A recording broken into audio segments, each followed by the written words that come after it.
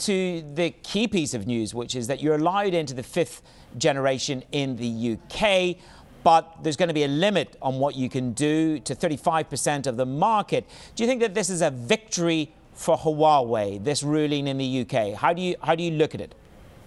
Huawei is reassured by the UK government's confirmation that we could continue to supply 5G into the UK. The UK has taken some months to make this decision, but has done a very detailed analysis and gone into the evidence and come out with a conclusion that we're allowed to provide the aerials, the base station, what we call the radio access network for the UK, which is what we were expecting.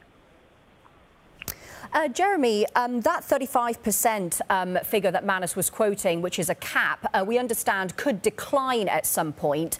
In that event, what would Huawei's strategy in the UK be from there?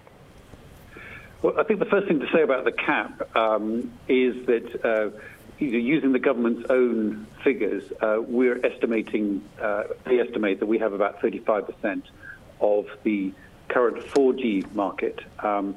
And we have heard commentators say that that cap could be reduced, but we've had no indication from the government that that is something that they want to do. In fact, on the contrary, we understand that they want to keep a diverse supply chain in the UK and are looking to increase the number of competitors, not decrease the number of competitors.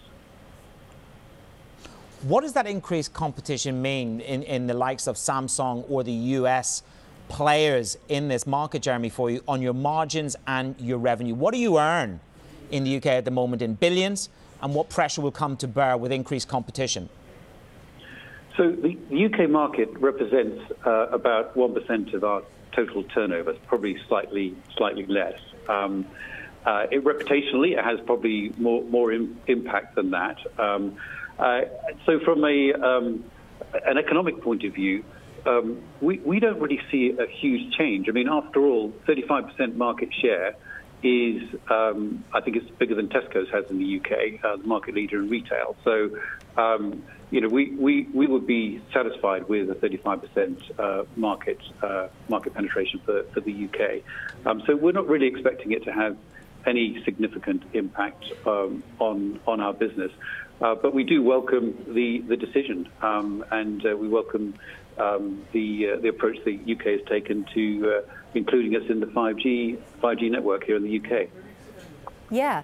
Jeremy, the cap that we've been talking about may mean that phone carriers like EE, Vodafone and Three will have to rejig their 5G plans to actually comply. What kind of conversations are you having with these carriers right now? So the news came out yesterday. It wasn't totally unexpected, but we haven't had a detailed discussion with our customers about what market share we have and what adjustments will be made to that market share. If you take 5G and FTTP, fibre to the premise or fibre to the home, which are the two areas subject to the market regulations and the market cap, we're very much in the early stage of rollout for both those products.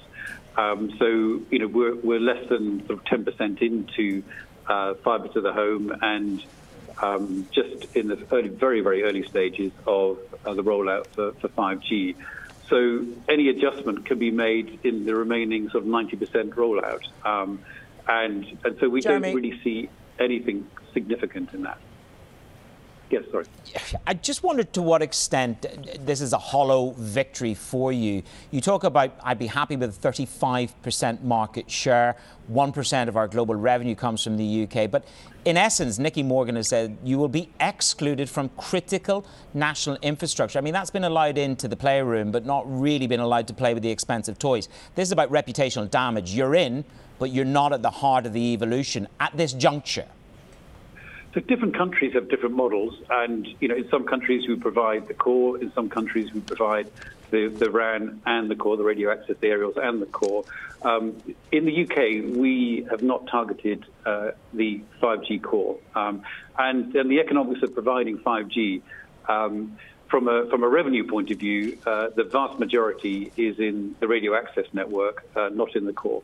The core, the switching is, perhaps 15-20% of the total revenues of a 5G equipment network. There's more with services, but it's a relatively small proportion of the overall network.